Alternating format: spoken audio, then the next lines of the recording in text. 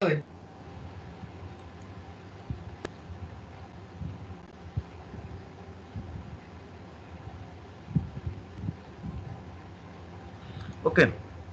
अस्तिको क्लासमा अलि डिस्टर्बेन्स कहाँ कहाँसम्म छुट्यो भने थाहा भएन होइन। म त्यही भएर यहीँबाटै सुरु गर्छु। नन लिनियर रिग्रेसन अथवा नन लिनियर मोडलिङ भने के भन्छ, यो चाहिँ जनरल लिनियर फर्ममा भयो होइन।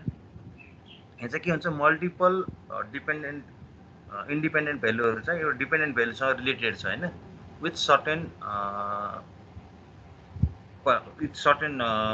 लिमिटेसन र सर्टेन रिलेसनसिप भ्यालु होइन, जुन चाहिँ अब बिटा फर्मले चाहिँ दिने भयो।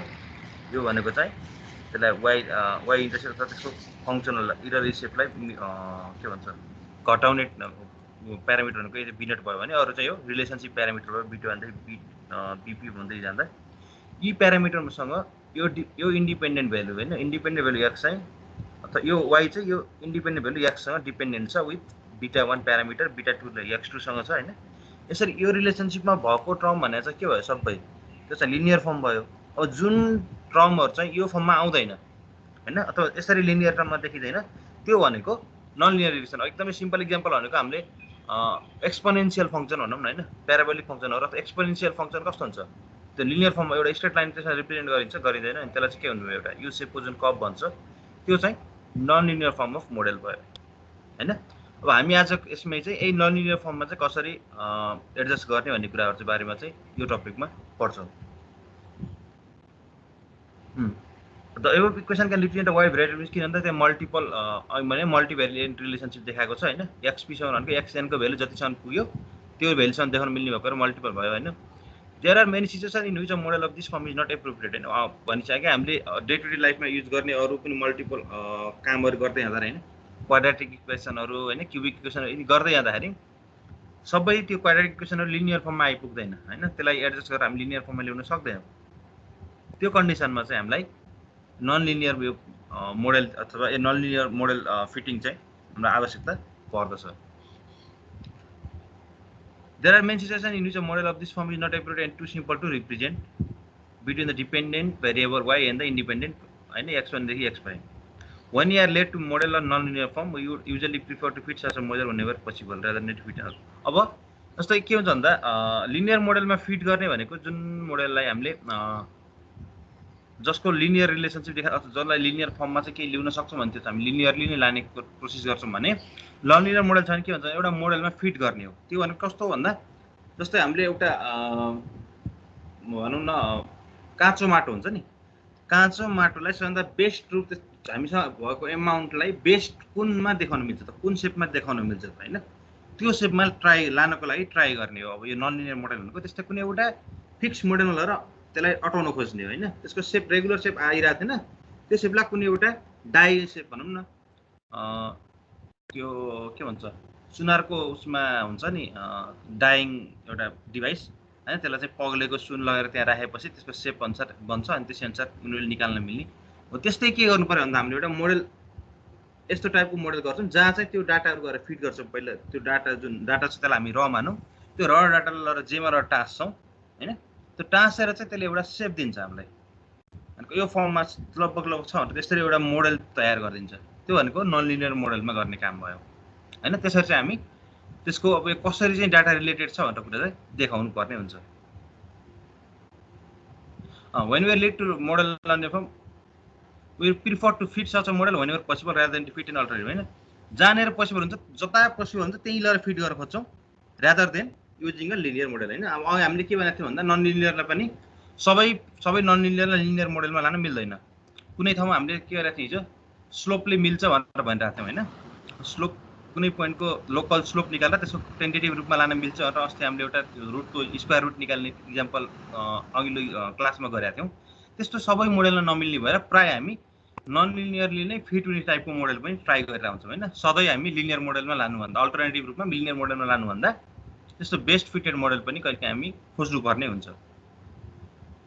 Any model which is not in the form of above will call be non linear. Above भनेको जुन हामीले माथि देखाएको डिपेन्डेन्ट इन्डिपेन्डेन्टको रिलेसनसिप लिनियर मोडलको थियो, त्यो मोडलमा फिट नहुने भनेको सबै नन लिनियर मोडल हुने भयो। त्यो मोडलमा जनरली के हुन्छ भन्दा अघिको हाम्रो मोडलमा के थियो, Y is a function of X मात्र, यो कम्पोनेन्ट हुन्थ्यो प्लस यो इरर फ्याक्टर यति हुन्थ्यो। हैन लिनियर मोडलको function of x dependent variable हैन sorry y is a function of independent variable with some error component e epsilon.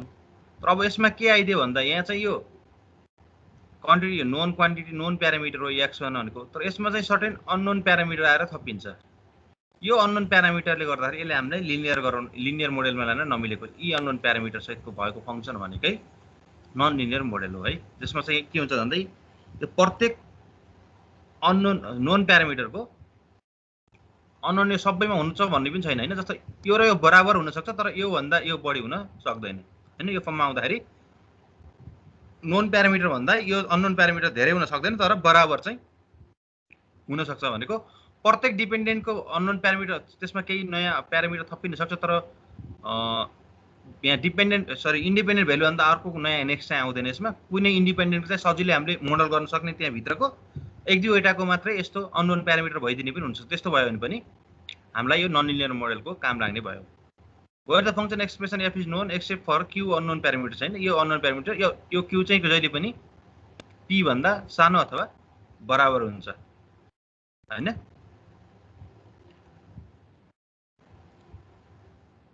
List square अब यो यसमा लिस्ट स्क्वायर कसरी लगाउने भन्ने कुरा हो।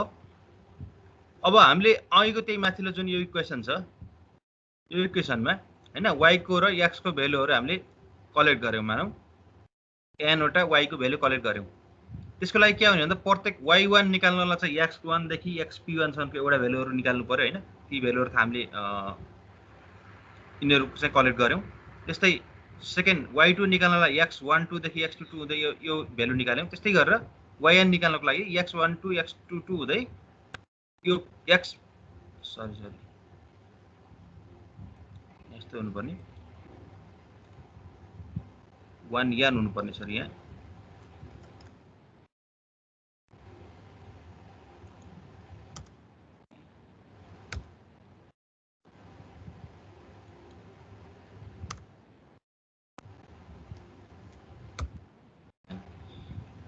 यसरी यो गर्दै गर्दा यो भ्यालुमा पुगेर हामीले भ्यालुहरु मानव हाम्रो अब निकालियो। किन भन्दा यो चाहिँ हामीले मेजर गर्न सक्ने भ्यालुहरु भयो हैन। यसमा सर्टेन इररहरु अथवा जुन यसमा अननोन प्यारामिटर जुन आउँछ नि त्यो चाहिँ यो एलिमेन्टको लागि भयो हैन।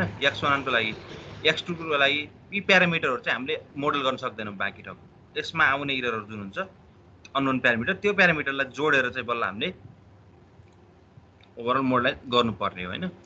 For a set of possible values θ1 देखि θq of the parameter, a measure of how well this value fit the model describes the equation. अब भनेको जुन हाम्रो माथिको फर्स्ट इक्वेसन थियो त्यसलाई बेस्ट फिट गराउनको कन्डिसन के। अब एक्ज्याक्टली फिट त यो हुने भएन हैन किन यसमा चाहिँ सर्टेन अननोन प्यारामिटर आइदिसकेको छ। अब यसलाई बेस्ट फिट गराउने कन्डिसन के त हैन। त्यो भनेको जुन यो थीटाको फंक्सन छ यसको स्क्वायर फंक्सन हो। लिस्ट स्क्वायर भनेको छ नि हैन नामैमा लिस्ट स्क्वायरको जुन त्यो डिफरेन्स छ डिफरेन्सको स्क्वायर सबैभन्दा मिनिमम हुने कन्डिसन नै त्यो इक्वेसनको बेस्ट फिटेड इक्वेसन भन्छ अथवा बेस्ट फिटेड मोडल चाहिँ यो हाम्रो कलेक्टेड डाटाको बेस्ट फिटेड मोडल कति बेला बन्छ भन्दा जति बेला हाम्रो एक्सपेक्टेड र कम्प्युटेड भ्यालु को डिफरेन्सको स्क्वायर चाहिँ सबैभन्दा मिनिमम हुन्छ हैन। डिफरेन्स मिनिमम भएको कन्डिसन भनेकै यो भनेको जस्तै मानिलियौ हामीले कुनै एउटा लाइन यहाँ प्याराबोला एउटा लाइन खिच्यौं भने त्यो लाइनको त दायाँ बायाँ भएको जुन पोइन्टहरु हुन्छ ती पोइन्टहरु र लाइन बीचमा आउन सक्ने डिस्टेन्स हैन त्यो लाइन चलाउँदै गर्दाखेरि त्यो पोइन्ट र लाइन बीचमा आउन सक्ने लिनियर डिस्टेन्स चाहिँ सबैभन्दा मिनिमम अथवा त्यसले क्याल्कुलेट गरेको एरिया चाहिँ सबैभन्दा मिनिमम एरिया हुने कन्डिसन भनेको यो बेस्ट फिटेड कन्डिसन हो हैन। त्यो निकाल्ने भनेकै हामीले केबाट हो भन्दा एक्सपेक्टेड र कम्प्युटेड भ्यालुको डिफरेन्सले निकाल्ने हो। मोस्ट प्रोबेबल भ्यालु र कम्प्युटेड भ्यालुको डिफरेन्स जुन हुन्छ त्यसले चाहिँ हाम्रो यो भ्यालु दिन्छ हैन। भनेको अब हामीसँग यो भ्यालु त यहाँ इ त मेजर गरेको भ्यालु थियो तर अब यो थीटाको भ्यालु निकाल्नु पर्यो भने के गर्नु पर्यो भन्दा यो क्याल्कुलेट के रे भ्यालु हुने भयो प्रेडिक्टेड भ्यालु हैन सरी यो चाहिँ यसको भ्यालु हुनु पर्यो। यो चाहिँ प्रेडिक्टेड भ्यालु अथवा हाम्रो यसबाट आएको भ्यालु चाहिँ ई टर्ममा y क्यापमा आउने भयो। यी दुईटाको डिफरेन्सको स्क्वायर हो है हैन। सबै प्रत्येक पोइन्टको डिफरेन्सको स्क्वायर निकाल्नु पर्यो पहिला हैन। Is a predicted value response variable y the value of p independent variable exponent using the model in equation and the values of the parameter θ1 θ2 हैन यो चाहिँ माथिको इक्वेसनमा लगेर ई टर्मले जस्तै यो हुनु पर्थ्यो y यही भइहाल्यो यो चाहिँ माथिको टर्ममा लगेर फंक्सन जुन माथि बनाएको फंक्सन थियो हैन यो फंक्सनमा लगेर त्यसलाई रिप्लेस गरेको त्यहाँ जुन इक्वेसन छ यो इक्वेसन बनाउँदै गर्दाखेरि चाहिँ त्यो माथिको फंक्सनमा लगेर यहाँ राख्यो अनि त्यसको स्क्वायर यो हो नि त यो हैन यो स्क्वायर निकाल्नु पर्यो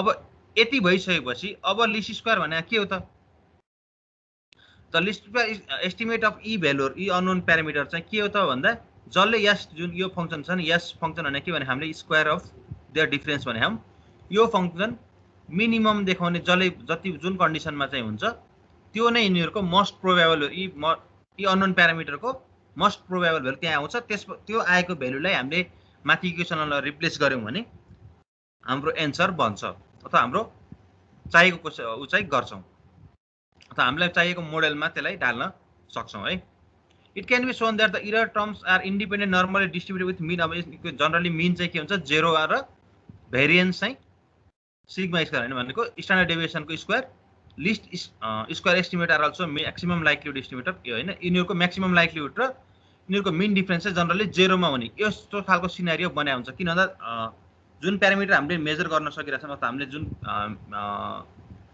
प्यारामिटर हामीले देखाउन सकिरहेको छैनौं त्यो चाहिँ यस्तो फर्ममा अथवा यो लिस्ट स्क्वायर फर्ममा लगिरहँदा चाहिँ त्यो यिनीहरुको जुन हामीले अब लिस्ट स्क्वायर लाने भनेको सबभन्दा कम डिफरेन्स लाँदै गर्दा चाहिँ तिनीहरुको मीन डिफरेन्स अथवा कमन मीन र भेरिएन्स अथवा स्ट्यान्डर्ड डेभिएसन त तिनीहरुको के हुन्छ मिनिमम अथवा एकदमै नर्मल कन्डिसनमा पुगिसकेको हुन्छ To find the least square estimate, we need to determine when all the derivatives. अब यो प्रत्येकको के हुन्छ त पार्शियल डेरिभेटिभ हुन्छ नि सबै प्यारामिटरको पार्शियल डेरिभेटिभ चाहिँ तिनीहरुको इक्वल टु 0 कन्डिसनमा पुग्नु भनेको त्यहाँ चाहिँ सदा मिनिमम भ्यालु आउनु हो हैन जुन हाम्रो मिनिमम म्याक्सिमम भ्यालु निकाल्ने जुन त म्याथमेटिक्समा गरेको थियो त्यही फंक्सनको म्याथमेटिकल फंक्सन युज गर्दाखेरि डेरिभेटिभमा पर्दैन हैन युज अफ एप्लिकेसन अफ डेरिभेटिभमा आउँछ नि हैन कति बेला चाहिँ त्यसको भ्यालु सबैभन्दा कम हुन्छ भन्दा त्यसलाई इक्वल टु 0 गरे भने त्यहाँ मिनिमम भ्यालु आउने भनेर मिनिमम कन्डिसन हुन्छ नि त हैन डेरिभेटिभलाई तर के गर्छौं हामी सबैको डेरिभेटिभ निकालेर प्रत्येकको पार्शियल डेरिभेटिभ गर्दै इक्वेसन गर्छौं अनि प्रत्येक त्यहाँ के हुन्छ नम्बर अफ इक्वेसन र नम्बर अफ भेरिएबल चाहिँ बराबरी भइसकेपछि त्यसलाई सल्भ गर्न मिल्छ त्यो सल्भ गर्यो भने हाम्रो रिजल्ट आउने भयो त्यसमा एक्स्ट्रा भ्यालुहरु पनि भइदियो भने भेरिएबल धेरै भइदियो भने के हुन्छ रिपिटेटिभ मेथड लगाउन पायौं त्यसले गर्दा जन हाम्रो एक्युरेसी बढ्ने भयो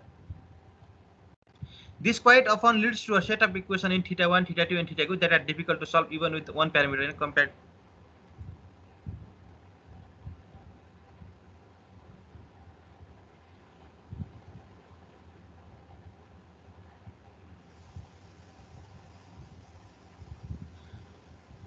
Are difficult to solve with even one parameter and comparative simple nonlinear model हैन अब कहिलेकाहीँ चाहिँ के हुन्छ भन्दा यिनैको पनि अझ हामीले पार्शियली डेरिभेटिभ गर्दा पनि लिंक्ड अप छ भने फेरि त्यही पनि नन लिनियर मोडलमा बस्न सक्छ हैन तर जनरली हामी के गर्छौं यसलाई पार्शियल डेरिभेटिभ गरेर त्यसको इक्वल टु 0 गराएर सकभर यस फंक्सनलाई मिनिमम बनाउँछौं अनि त्यसलाई नै रिप्लेस गर्न सक्छौं when more parameters are involved and the model is more complicated the solution of a normal equation can be extremely difficult to obtain and त्यस्तो कन्डिसन भयो भने चाहिँ इटरेटिभ हैन भनेको अब पहिलो स्टेपमा हामीले त्यसलाई ब्रेक गरेर जस्तै मानम पहिला 3 वटा भेरिएबल डिपेन्डेन्ट थियो भने त्यसलाई डेरिभेटिभ गर्दै गर्दा दुईटामा पुग्न सक्छ हैन फेरि त्यसलाई गर्यो भने एउटामा पुग्ने भयो त सिंगलमा पुगिसकेपछि त्यहाँबाट भ्यालु क्याल्कुलेट गर्नु पर्यो अनि डबलमा रिप्लेस गर्दै ट्रिपलमा रिप्लेस गरेर हाम्रो फाइनल भ्यालु आउने भयो हैन त्यसरी चाहिँ इटरेटिभ चेन प्रोसेस चाहिँ लगाउनु पर्ने हुन सक्छ हैन जति धेरै डिपेन्डेन्सी भयो त्यति धेरै chain process step by step जानु पर्ने हुँदा त्यति बेला चाहिँ हामीलाई इटरेटिभ फंक्सन चाहिँ युज गर्नुपर्ने स्थिति आउँछ हैन त्यसरी हामीले गर्नुपर्ने हुन्छ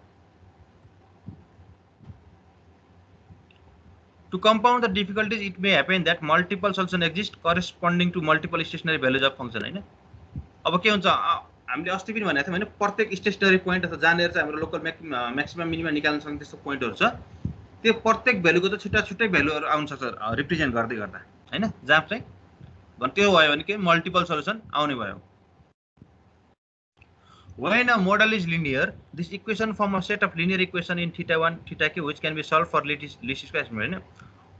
अब यदि डेरिभेटिभ गर्दै गर्दा लिनियरमा ठ्याक्कै पुग्यो भने त म अघि भनिहालेँ हैन, नम्बर अफ प्यारामिटर्स र नम्बर अफ इक्वेसन बराबरी हुन्छ। त्यति भइसकेपछि हामीले त्यसलाई इक्वेसन सल्भ गर्न मिल्ने भयो हैन। हामीले तीनवटा डिपेन्डेन्ट भ्यालुसम्मको हामीले क्यालकुलेट गर्ने गरेका थियौँ। त्योभन्दा माथिको पनि बाई रुल्स चाहिँ राख्न मिल्ने भएको भएर अथवा कुनै हामीले एउटा कोडिङ गरेर त्यसलाई हैन 8-10वटा पोइन्टमा भए पनि हामी सजिलै सल्भ गर्न सक्ने स्थितिमा पुग्न सक्छौँ। त्यसरी भ्यालु निकाल्न पनि मिल्ने भयो।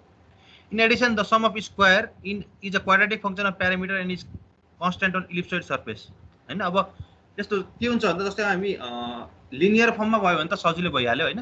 क्वाड्रेटिक फर्ममा छ भने चाहिँ जनरली केमा हुन्छ, त्यसको इलिप्सोइडल सर्फेस इलिप्सोइडको रूपमा चाहिँ त्यसलाई आइरहेको हुन्छ हैन। त्यहाँ त्यो इलिप्सोइड चाहिँ कस्तो हुन्छ, यस्तो इलिप्सोइड भन्छ जसको लिस्ट स्क्वायर एस्टिमेटेड भ्यालु भनेको चाहिँ त्यो इलिप्सोइडको सेन्टर पोइन्ट हुन्छ हैन। त्यसलाई सेन्टर पोइन्ट मानेर चाहिँ ओभरअल हाम्रो एउटा सिस्टम बन्छ हैन। त्यस्तो खालको मोडल बनाउने भनेको पनि यो लिस्ट स्क्वायर मोडलबाट हुन सक्छ।